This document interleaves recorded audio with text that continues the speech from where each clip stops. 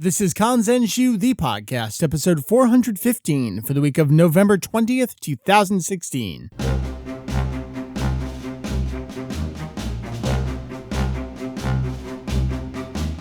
What's up? Welcome to, incidentally enough, 11 years this weekend of Kanzenshuu, the podcast, an extension of the all-encompassing Dragon Ball fan site, Kanzenshuu, which itself, about 2 months away from, if you track everything all the way back, coming up on year 19. Wow, we cover anything and everything Dragon Ball in hopes of enlightening and a little bit of entertaining. Hello, welcome back. Yeah, it's been about a month since the last podcast episode. When we go that long, it's never actually intentional.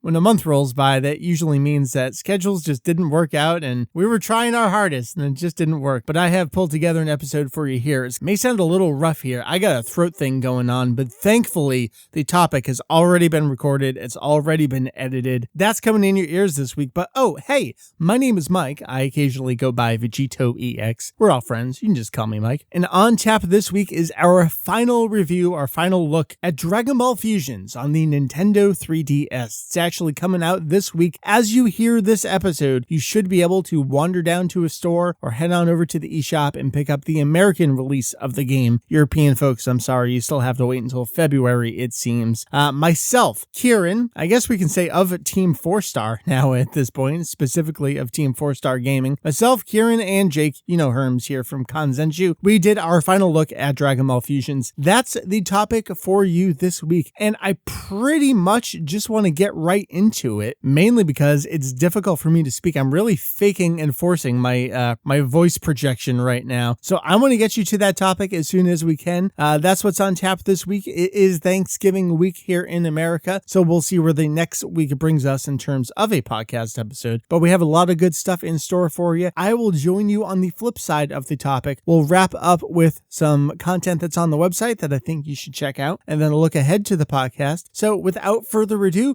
myself, Kirran, and Jake talking about Dragon Ball Fusions.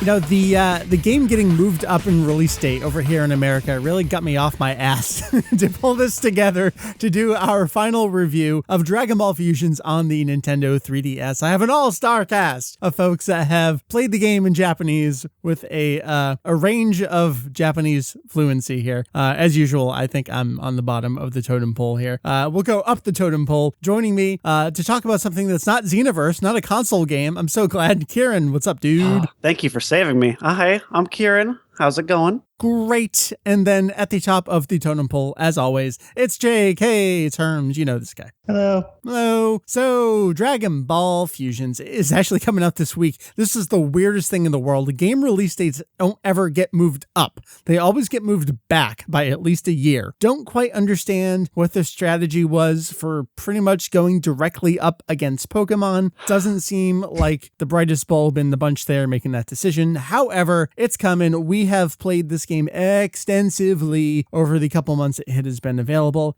Jake, you and I, we did our first impressions on the game back in August. I think that was episode 409 of the podcast. But I got Kirran and Jake here to talk with me our kind of final thoughts on Dragon Ball Fusions. I guess my first question for both of you is, are you going to play this game again in English? Kirran, let me start with you. I don't think that's any question for me. I dumped in well over 60, maybe 70 hours in the Japanese version. And I'm surprised you say I'm a little higher on the totem pole than you in Japanese. I think we're probably even keel at this point now. You're younger. You've got that fresher mind in your head there. Yeah. I got my malleable brain. Exactly. But I think I definitely want to go back because a lot of the story beats, I can tell there were a lot of really fun allusions and references I just wasn't catching. But I could see the characters reacting to stuff and kind of infer what was going on. Yeah. I definitely want to experience that in English. Gotcha.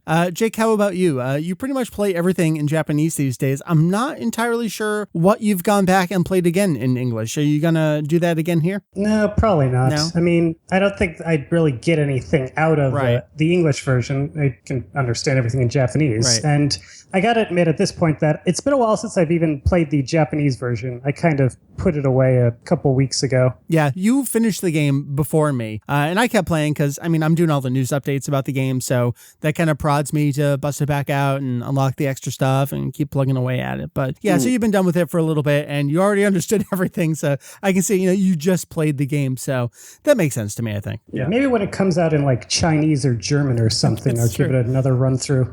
Another challenge. Right, whatever the next language is you're learning. Is that still Chinese right now? Yeah, well, keep failing to make any progress in Korean, but maybe someday.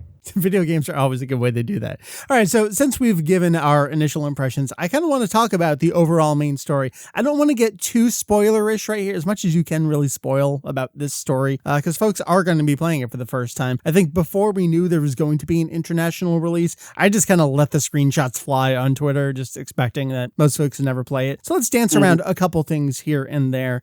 Jake, I'm going to start with you. What did you think about the overall story through the main, like the hub worlds of the game that progressed you through? It felt extremely fanficky, but in a good way. Yeah. Like I think it fit with the tone of the game, because it is this just totally crazy, anything goes kind of alternate universe where like all the different parts of the franchise are stuck together into one big melting pot. Yeah. So like nothing about the story was particularly extraordinary, but it did its job. Kirran, how'd you feel? I think that as Jake said, they have a huge melting pot of just a bunch of different elements and areas and characters from different parts of the story. And I thought those were really interesting to explore. I always found myself, once I unlocked that new step up the lookout level or whichever, I was like, oh, I can't wait to go just fly around and see whatever there was. Because there's all these little dots of places that are really far away you got to fly to. And I didn't think the story was anything crazy, but it was definitely a lot of fun. And I think fun is the big key word of this entire game. Just had a blast with it. Yeah, we use fanfic almost like a pejorative these days, because if something's fanfic, it's not good enough to be a real thing. But I think Fusions really wears its heart on its sleeve. It's completely self-aware about what it is. It knows it's a self-insert fanfic, and it just relishes in what it is. And I think that gives it an identity all its own. And as ridiculous as kind of like the villain turn out to be, and are they really, like, I don't want to get too much into it. Kinda, it's like, all right, I get it, and that's fine, but it's not really about the story of the game. Like, that's just enough for me to get you going to explore that world. And I feel like the world is the shining character of this game. It's not really any one character here or there. The world itself was enough to draw me in. I just wanted to be there all the time. I think the story of this game is essentially just, hey, look, there's that guy. Yeah. Yeah, pretty much. Well, let's get into the post-game content. I've been describing this kind of like a Pokemon game where you don't get your badges, but you beat the story, and then the entire world is open to you. And you almost start getting legendaries that you can go unlock and to go out and recruit them. I feel like the world really did open up, and I did still have a ton of stuff to go do. And that was a combination of side missions I hadn't done yet from the main story, recruiting more characters, both random characters hanging out there, but also actual characters and fusions from the series, new areas that you pay up the wazoo from the energy to unlock. It just felt like there was something new around the corner all the time. I think what I really enjoyed with the post game is that by the end of it, I didn't have a lot of iconic characters. Like throughout the bulk of the game, you get a bunch of those like random character generated people. Like half of your fighter decks, if you will, is full of these random characters, and the other is allocated to people from the series proper. I had maybe 30% of the actual cast unlocked by the time I finished the game. So I was just on a mad hunt doing like all the 20, 30 side quests I neglected. And it was really, really fun. I think it had its strongest legs after the story was over. I agree. You get just enough of the real characters to not say, oh, I haven't gotten X yet. You really feel like, oh, that next character, maybe if I just go over here, I'm going to get him. And as soon as the credits rolled, like I just kept playing. Jake, how about you? I remember you were throwing out tons of screenshots along the way. You did the Arale subquest and all those other things. I think you ended up fusing her too. So you had to do a bunch of stuff there. Did it keep dragging you back in there? Yeah, for a while at least. It was just fun to collect all these, like go after whichever character I wanted and then find like all the people they can fuse with. Yeah. And just going through like finding I get true to its name. I think the most interesting part is just sticking characters together to see what happens. Right. You don't necessarily know what you're going to get. And I like that they played with your expectations a little bit. Things like fusing Yamcha and Tenshinhan. Sure, you could get the Yamahan that you know, but if you do the EX fusion, it's a different version of that fusion.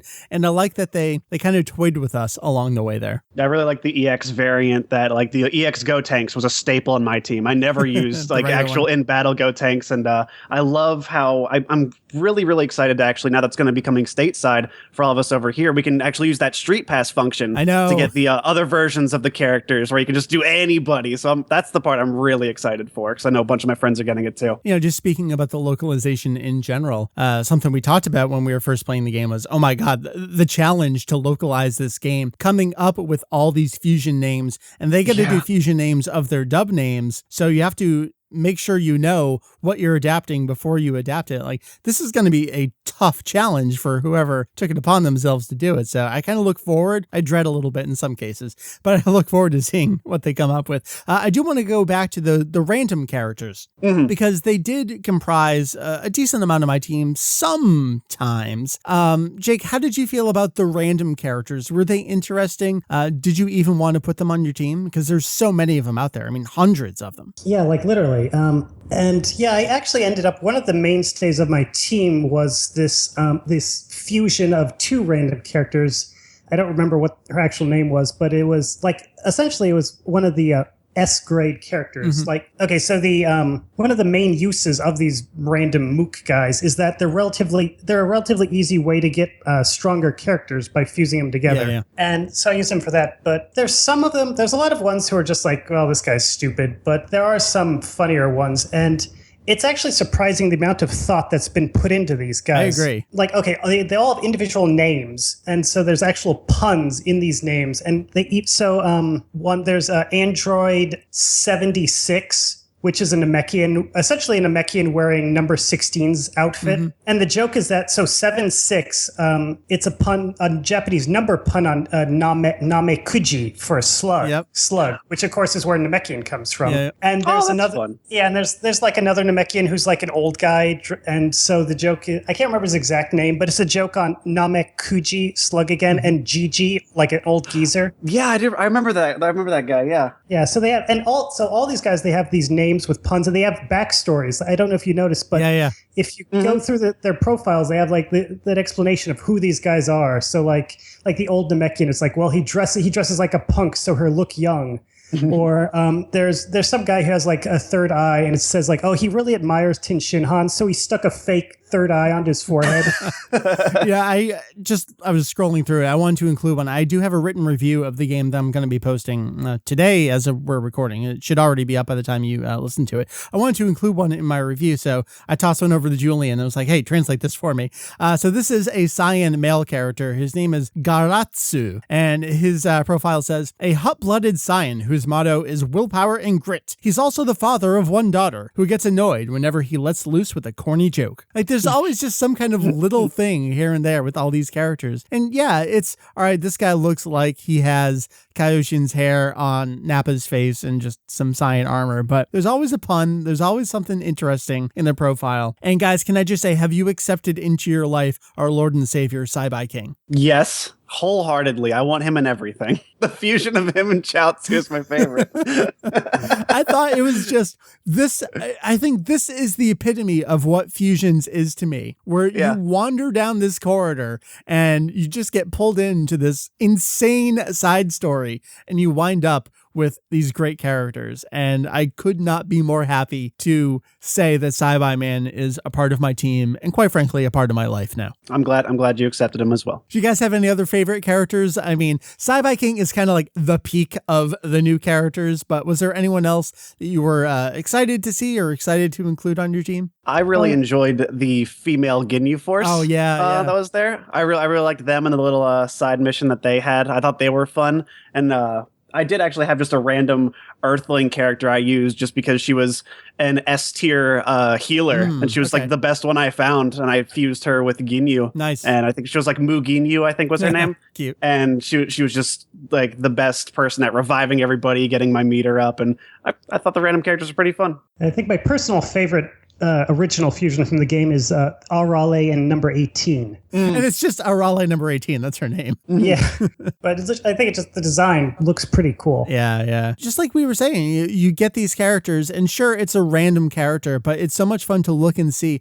Especially these random characters, they have much more flexibility with who else they can fuse with. And just seeing all the combinations that you can come up with, that really made me go like, all right, well, who's this guy that they can fuse with? Let me go find him. And then I can mess around and say, oh, never mind. I don't want this. But their flexibility is a great word, because you can get those healer characters. You can get this guy. Oh, none of my other characters can use this technique, but this random guy can. I want that technique. So let me get that guy. So I think they really flesh out the cast in a great way. So I was pretty happy with them. Yeah, what I liked is they had what you mentioned is they can fuse with more people. They do have that flexibility there. I want to say like fusion tree of like characters they can go. Like they can kind of climb up these ranks of fuse with this person, then they can fuse with this person, and then they can fuse with this person to make a god rank character. So now like these people I normally wouldn't care about, I'm like, oh, I want to get that G rank. I got to go find these other random people. And I usually would find someone I actually really liked. We're already talking about it here, but the long-term playability of this game. So Dragon Ball Fusions it's a turn-based strategy game, I guess. It's hard to describe. Monster catching billiards. Exactly. You're playing marbles with a bunch of critters, except they're all Dragon Ball characters. So you're not really doing a one-on-one fight like you would in a traditional Dragon Ball fighting game. So there is this other stuff that's hopefully going to come to the domestic release, the new modes. But what do you guys see about the long-term playability of the game from really a single-player perspective? Is there enough to keep you playing? I think I've maybe sunk in the most time at this point. But again, part of that is, well, I got to keep covering the game. And Jake, you said you've been done for a bit. So I guess, Kirran, let me start with you. Do you think there's enough, I mean, especially for a $30 game, to kind of like justify that cost? I definitely think so with the mileage I got out of the game. We paid double that for the Japanese version. And I still felt like I got my money's worth with that. I mean, I'll pay those for games I don't put nearly that much time into. Not to say that the time is relevant to quality, but there is so much stuff you can do with this, and it is a very fun experience. And like I said, really the big hook for me was that I didn't have all these characters by the time I beat the story, and I was like, oh man, I'm missing out on all this really cool stuff. I can't wait to see like what this Frieza fused with this other person does. I want to just mess around with all these things and see what my avatar fused with these characters looks like. It's really, really fun that they kind of gate away some stuff until the end of the game. So it really incentivized me to keep going. And I know a lot of other Dragon Ball fans are also like completionists when it comes to this kind of thing. And you're used to getting all the big characters. Like you start off with Goku, Vegeta, but at the end of my game, I didn't have them. Right, so me like, either. Whoa, I missed something. I got to go back and do that. Yeah, as opposed to Xenoverse, where I really feel like, all right, I saw the story mode, and I guess I'll do the post-game story, but Xenoverse doesn't really drive me. I know a lot of people are into this, where they want to train under all the mentors and they want to collect all the clothing. That doesn't really do it for me, but Fusions really drove me to go out there. And you do have your collectathon in this game. There is clothing. There are special techniques. It's not just characters to collect. There's all sorts of things you can go out there and get. Jake, as someone who has put the game down for a while, I mean, such a hack question, but do you feel like you got your money's worth out of the game? Yeah, I think so. I think that at the end of the day, I liked the collecting aspect of it a lot more than the battle system. Although I did like the battle system too, but I guess I put it down because I got to the point where, I had all the characters I wanted. I had all the techniques I wanted. Not everything, but just kind of the stuff I was most interested in. And then it's the point where it's like, well, even if I like get a new character, the only thing you could do with that character is just fight again. I've just had my fill of the fighting system, so I probably will at some future point pick it up again and just go give it another round. But I think again, the best part of it is collecting stuff. I don't know. So I guess maybe a sequel, if they do come out with a sequel, I think maybe there's more things they could fine tune just about the fighting to make it even more. I think the fighting system, there's already a lot of stuff there, but I'm not a big expert on like how to balance games like that. But I don't know. I guess in the long run, it didn't quite keep it. The fighting system didn't keep me coming back for more once I had finished the game.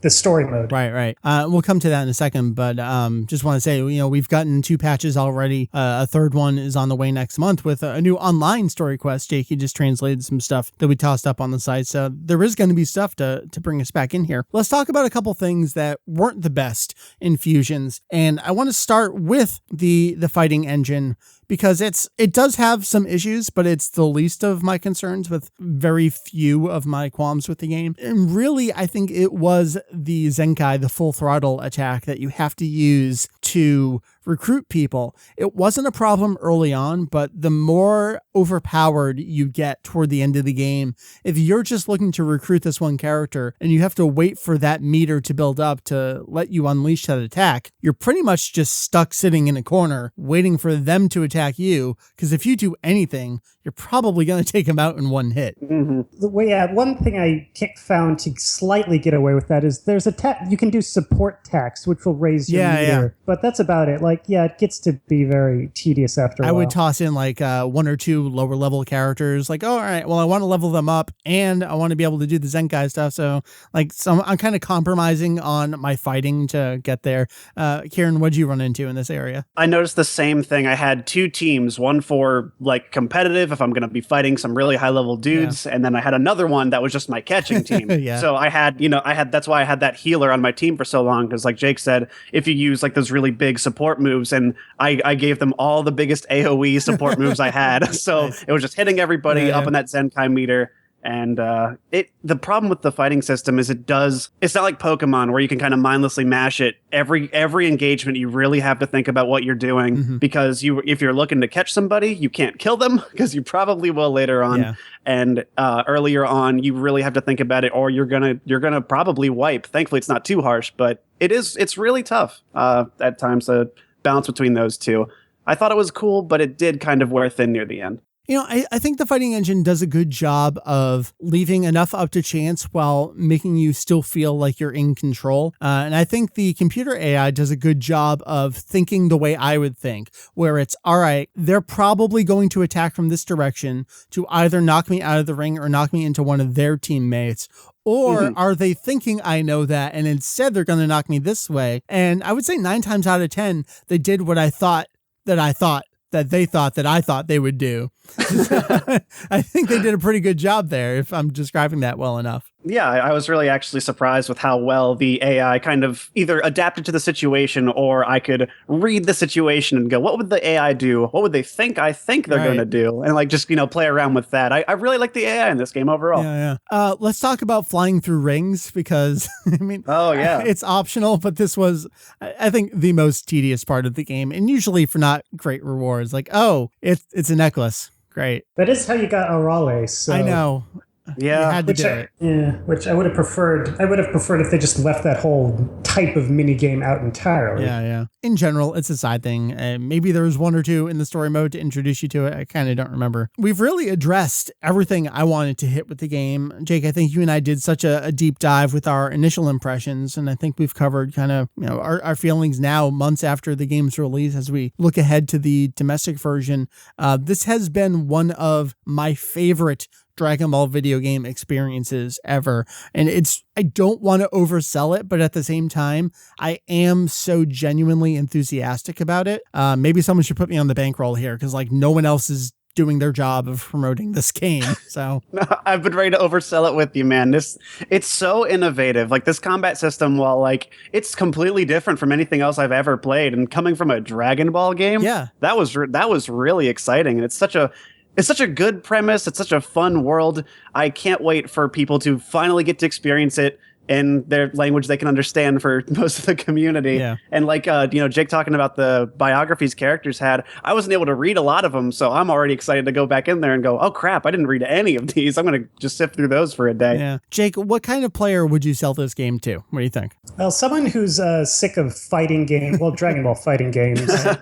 And so this is, I've always been more into RPGs than fighting games, so this was more in my line than most of what's come out in Dragon Ball for the last few years. last few decades. I know, right? But, I mean, the closest thing I could compare it to is probably Dragon Ball Heroes, but from the handheld Dragon Ball Heroes games, I could say that this is a lot better than those. Oh, it's so much better. Like in every respect. I mean, Ultimate Mission 2 runs like hot garbage on 3DS. Like it dips into single digit frames per second on some of those special attacks.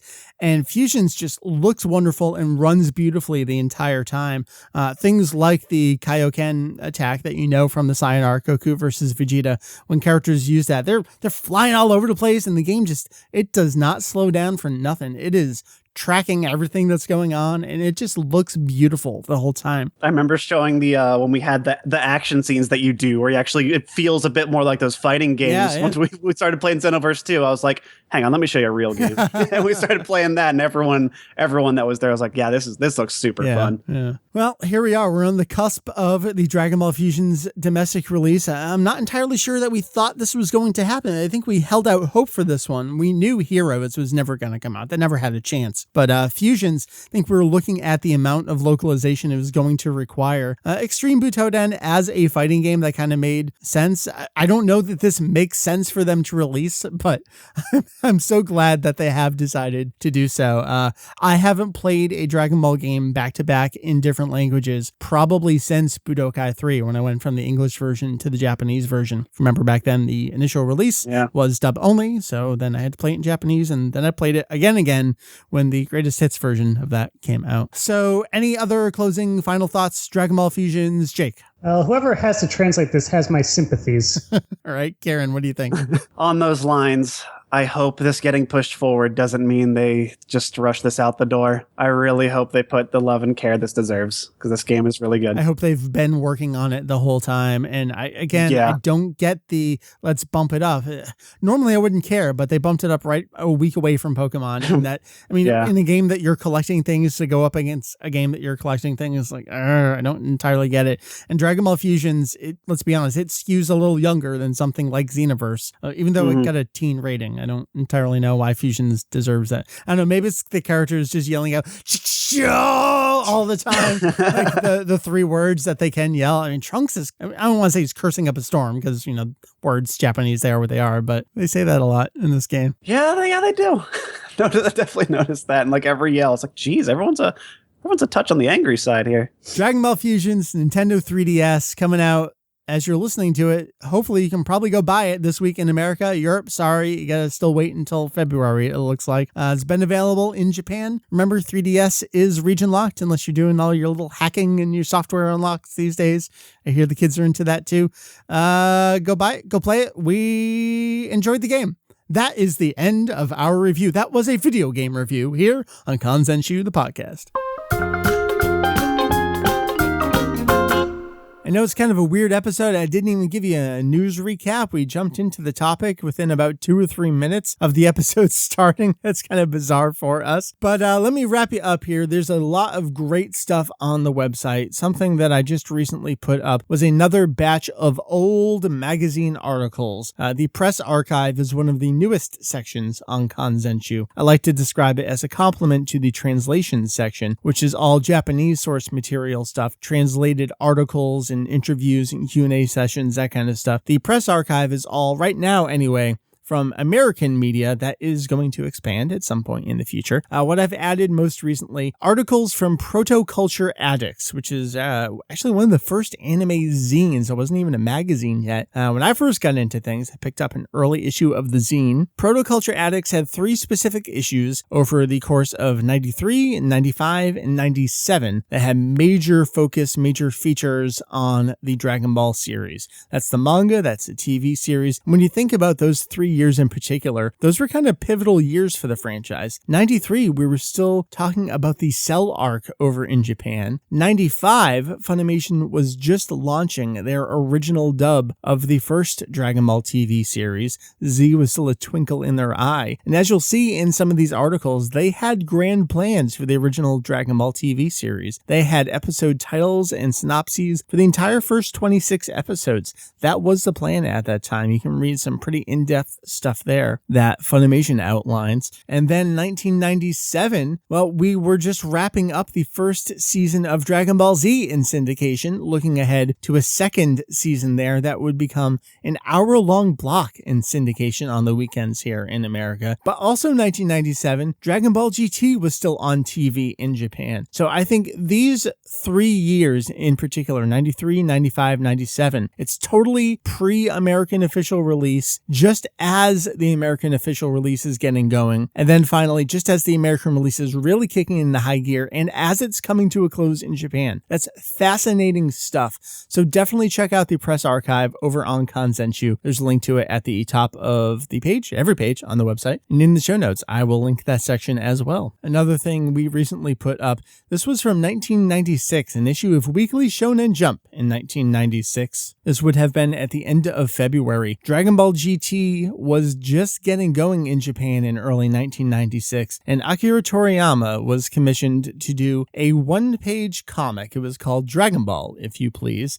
It's the self-insert comic where he talks about what he's up to and what he's looking forward to. It wasn't just GT, it was the 10th anniversary movie as well. This is one of those rare instances where we don't just translate it, but we actually, if you will, scanslate it. We don't do this often, but this is the kind of thing where because the artwork is the story as much as the words on the page are the story, that's how we justify it to ourselves.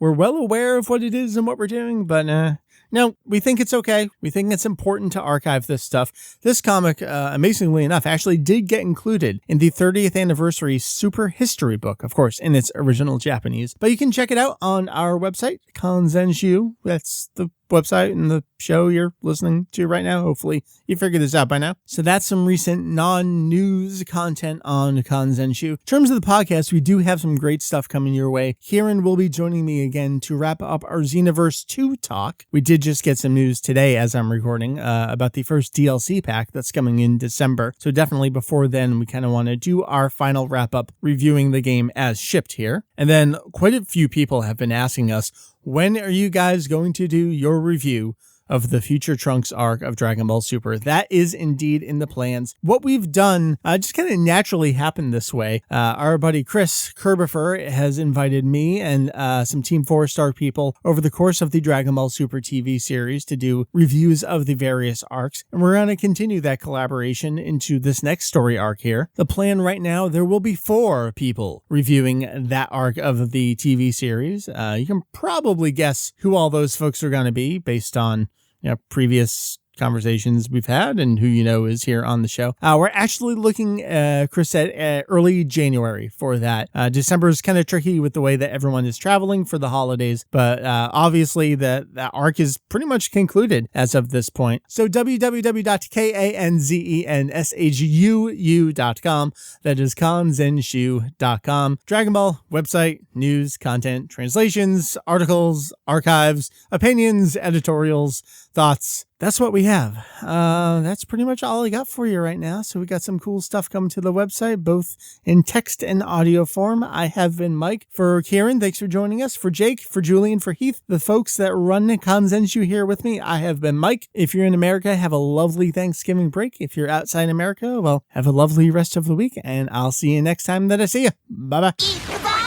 出会って集めてフュージョンせあっちもこっちもフュージョンせ迷わず実験生まれて発見常識を破る大冒険クリリンご飯で栗ご飯ベジータトランクスでベジックスピッコロフリーザブーセルピルス集めてフュージョン挑戦しドラゴンボールフュージョンズ8月4日オンセール予約に GO!